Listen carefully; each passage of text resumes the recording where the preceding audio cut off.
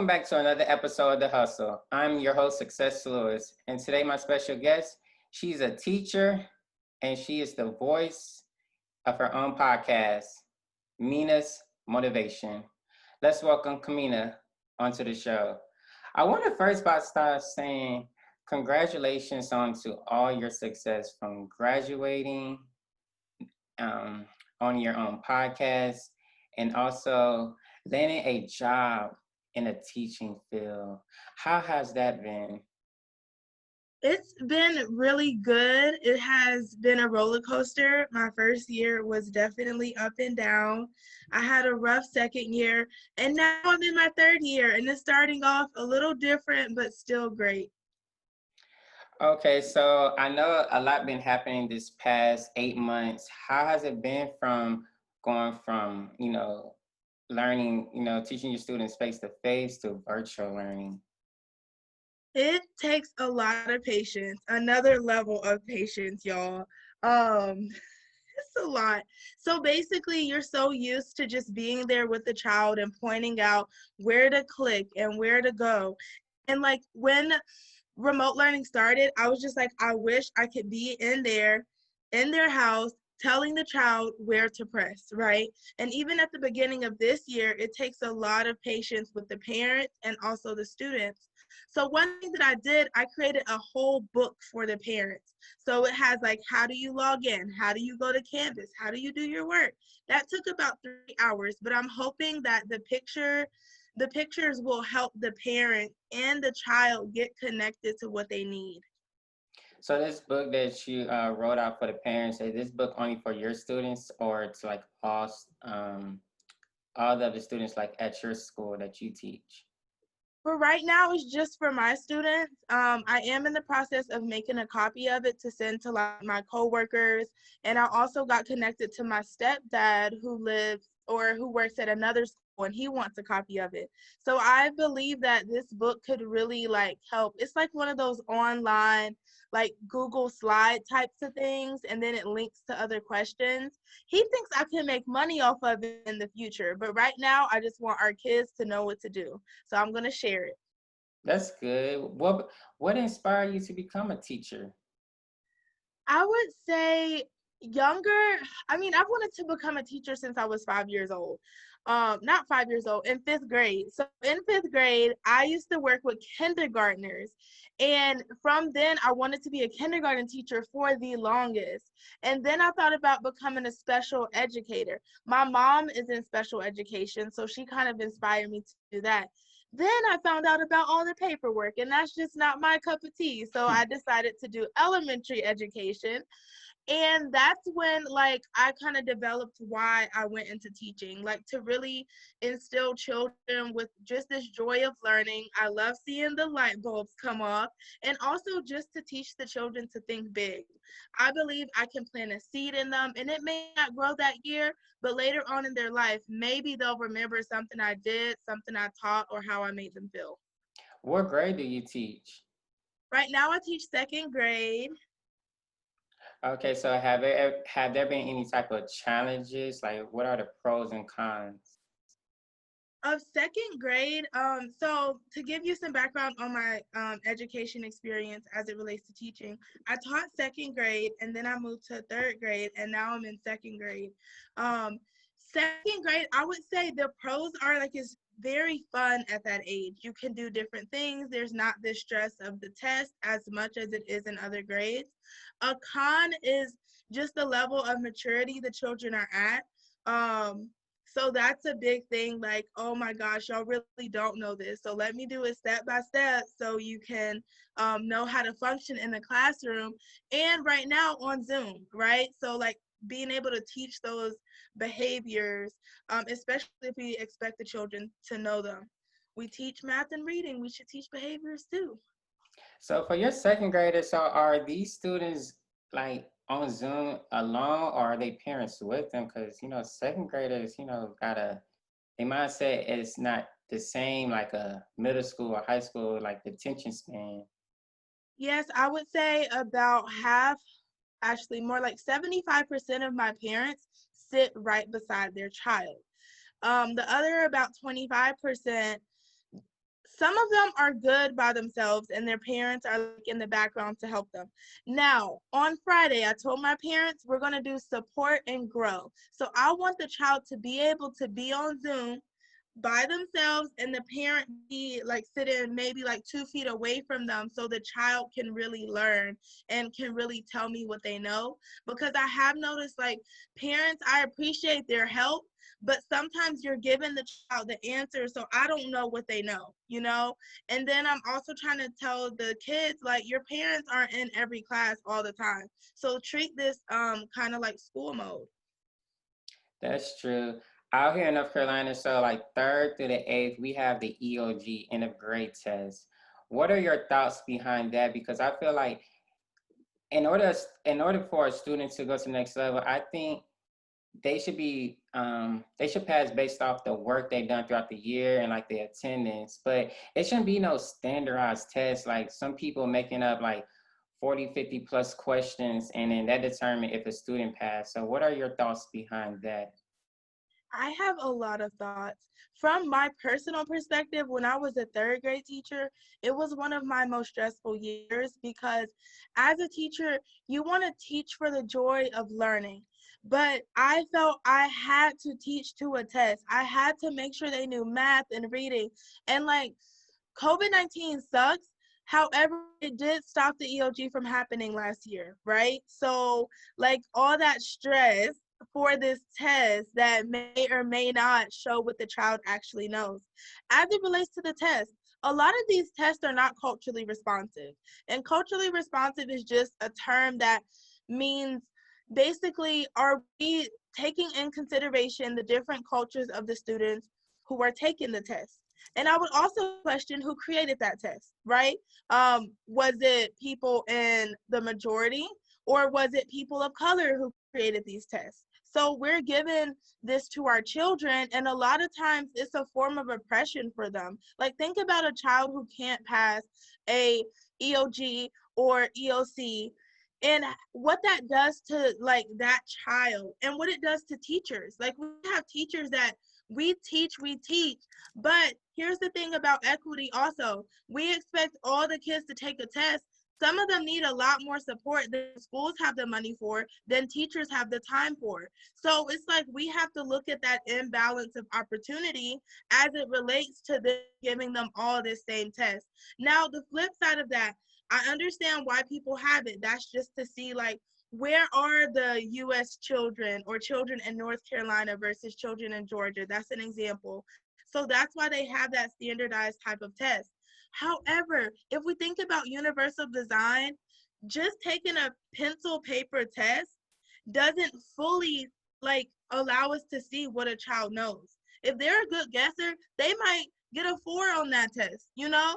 But like if it's a child who is really, really struggling, giving them that test is like, oh my gosh, like I don't know this. And they literally, like I've seen it in my class, they shut down.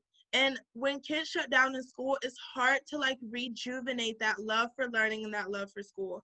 So I would say they need to make the test better. Like maybe it's different ways to teach it or different ways to assess the kids. Because the ultimate goal is what do the kids know? It's different ways to see what a kid knows versus A, B, C, or D.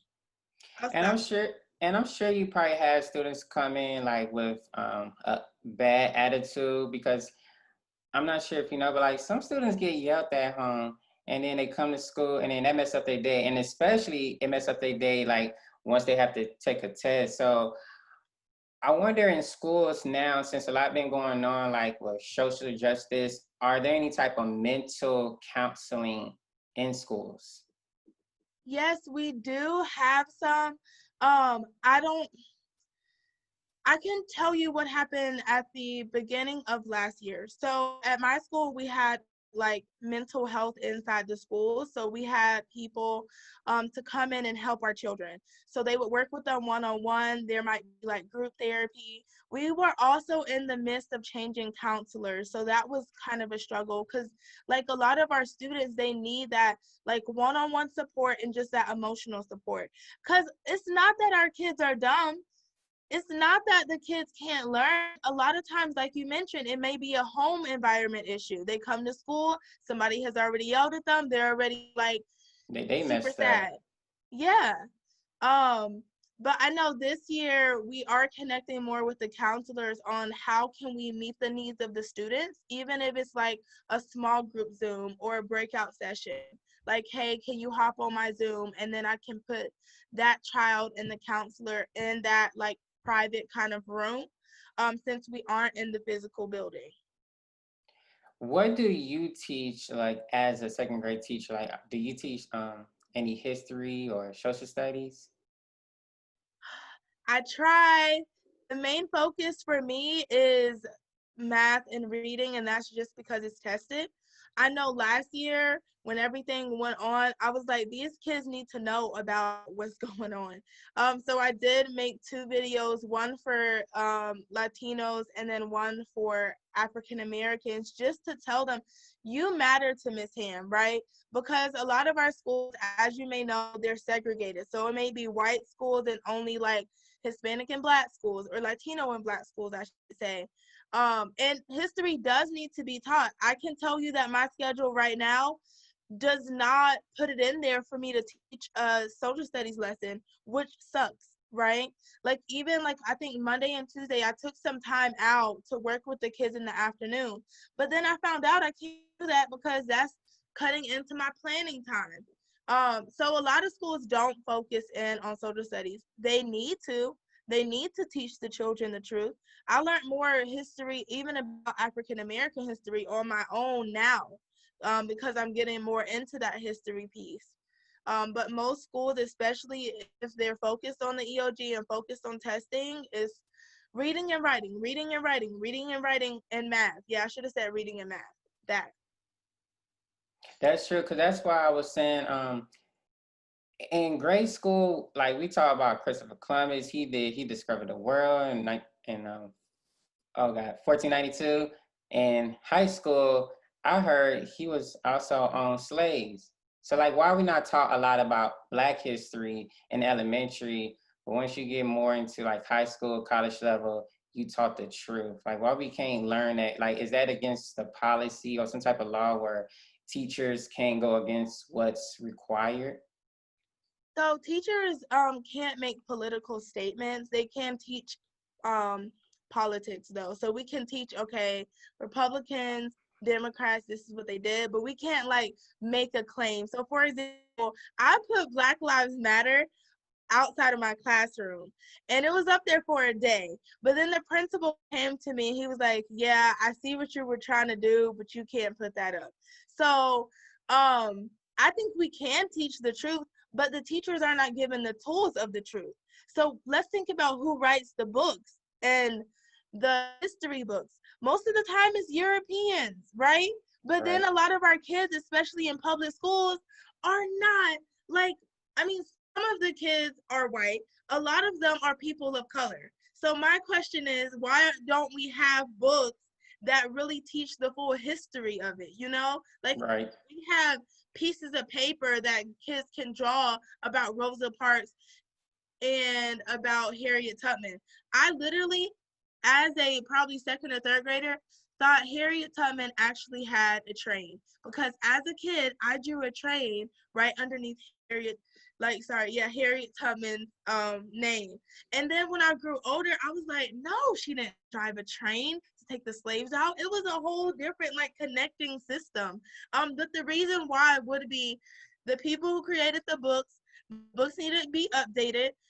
We need a better social studies curriculum, which they are in the process in CMS of recreating that. I don't know how it's going to go, but hopefully it will get better. Right now, kids do have like social studies modules, which is good, that they can go through with their parents. So like right now, my second graders are learning about how to be a good citizen. But I would appreciate, like, let's discuss race. Let's discuss these issues that the kids face on a daily basis. And in your curriculum, do you also incorporate like life goals, like finances, just know how to deal with people, how to talk to people? Very little. That's all part of the social studies curriculum. And as I mentioned, if that's not like taught or made time for in the class, they probably won't learn about it. Because in our social studies standards, there are like geography. We do talk about finances, like goods and services, especially in second grade. It does get more in depth as you go up. But yeah. So let's talk about Mina's motivation. What made you want to start your own podcast? I was just like learning so much information and I just wanted to get it out. I just kept calling Eric and my mom, and sometimes they would answer, sometimes they wouldn't. But I'm like, people need to know what I'm learning. So that's kind of what sparked it. And then, like, also, like, after what happened to George Floyd, right? I was just so heartbroken. Like, what the heck? You know? And then, like that just put this passion of social justice in me, and I've literally been on it for a while. It's been off and on. And also this love of myself, right? Like, I didn't always feel comfortable being Black, feel comfortable in my own skin, and I'm still working on that. Like, I'm not perfect, but I found some level of confidence, like, in God and praying and all of that, and that led me to wanting to get my voice out. I was listening to some podcasts from a summer justice series that I went through this summer to learn more about, like, just different cultures, how their history related to the US, things like that. And I was like, why don't I make a podcast? So that's when I started doing my podcast. And I really like it. The beginning of the school year has made it a little hard to do it, but I am going to continue to add just things that I've learned from my books, from my life, like just Christian revelations, cool things from the Bible, you know? Because, like, Right. who doesn't want to learn about that? I mean, a lot of people probably don't, but I can put it on a podcast so they can hear it, you know? Do you ever reflect on all your accomplishments, like everything you worked so hard for? Not a lot. I don't usually brag about myself, but I am learning to, like, stop downgrading myself. You know, like, I'll think, oh, I'm not this, I'm not that, but actually I did X, Y, and Z. So sometimes I do remind myself of that, so that can just push me to, like, say, I do know how to do this. I am accomplished. I can be the best teacher I can be at this moment because of those accomplishments, because of the work that I put in. And that really kind of helps with my self-confidence too. And knowing, hold up, why are you feeling this way? You made it through college. Why are you feeling this way? You Right. made it through your parents divorcing. Why are you feeling this way? You made it to Germany and back by yourself. Like, come on now. So things like that, it kind of like puts it in perspective. But I'm not one to, like, yeah, I went here and here and here. Yeah, no. So, like, if somebody wants to know more about me, then I'll share. But yeah. But I know, like, when you say you don't like to brag, but I'm not meaning you have to put it online, but just sometimes just you wake up and just think like, wow, I did this, I did that. I don't. I mean, I think I'm more thankful for everything. Right. Um, and I know who it ultimately came from. Like just prayer and just my just relationship with God throughout the years, even though sometimes it's been like we're real close to, like, I'm not talking to you right now. I know that he ultimately, like, just helped me get through, like, a lot of stuff. So it's more of like thanking him, but I don't, like, wake up and think about my accomplishments. Maybe I should, but we'll see. Right. I have seen several of your episodes. I saw the one where you were just talking about, it was like 15, 20 minutes about um how you don't like when your boyfriend say the ER word, the NER word, and then and Are you black people talking say about the N word for Black folks? yes. Okay. And black people say with the A at the end. What Mhm. are your thoughts behind that as of now, since you see like stuff going on? Um, I still don't think he can say that word. My boyfriend's white, for you guys who don't know. Um, I still don't think he can say that. Like, I think of, like, white privilege and I think Black privilege. Not saying that the N word is a privilege for Black people, and this is a derogatory word. I do feel like family members, including myself, like, we say it as a form of endearment, but like we don't say it all the time. Like, I can't even remember the last time we even said it, because as I'm getting more into social justice, it starts with my family. So I'm addressing stereotypes that my mom may have had about Latinos, or my grandma might have about Hispanic. So like I feel like there's also been a shift in my family as it relates to that word, but also I don't think white people should say the N word, because it's like, it still stings, right? Yes, it was the past in history, but it's still like feel some type of way. Like, Right. especially a white person saying that, and they may not even have intended to do it. But the fact that it's coming from a white person, like, makes me feel like it's like a ting, like a wound. Like my god grandma was saying, it's like we still have a wound from what happened to our past, what happened to our family. And when you say stuff like that, it may not have been your intention, but you're still picking at my wound that I'm still trying to heal. So that's how it relates to that word. I know some people are like, they believe in it, and some don't want you to say it at all.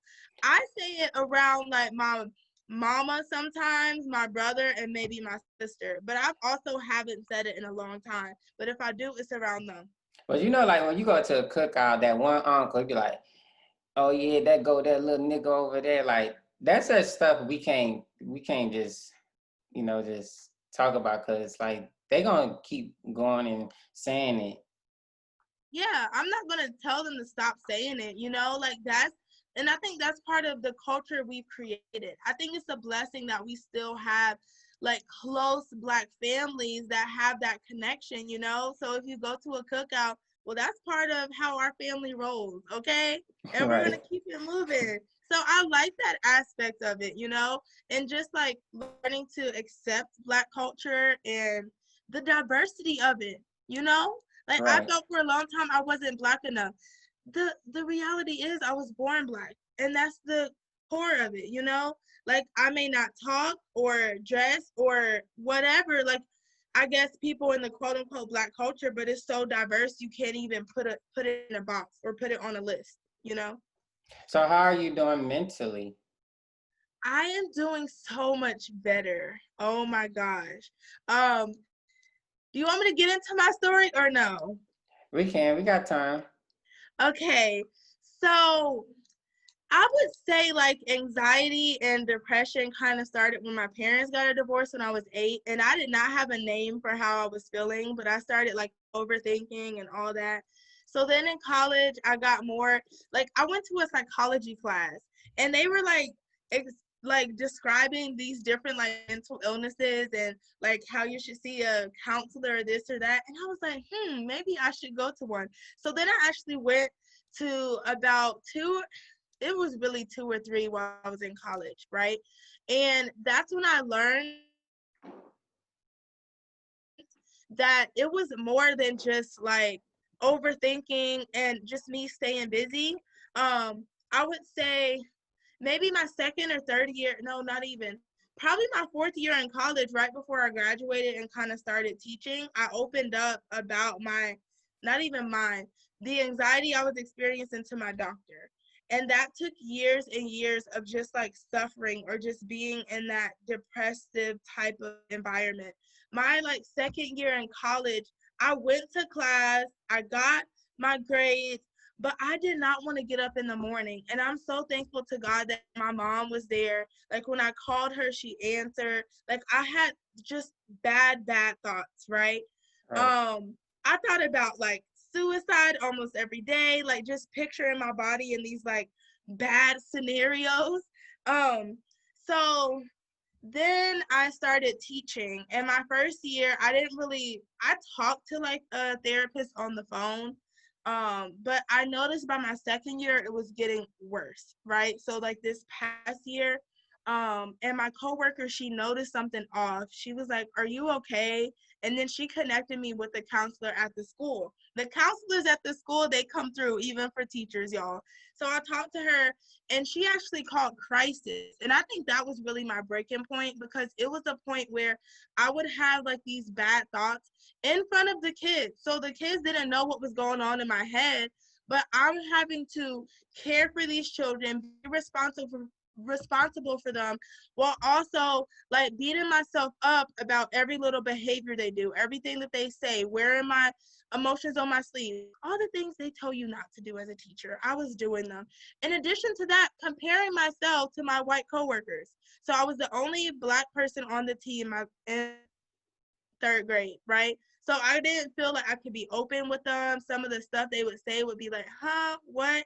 Like, anyway, um, went to crisis. They suggested me to go to a counselor. Went to the first counselor. They just wanted to medicate me, but I'm not about all the medication. Now, some of it does help, so I do take a small dose now.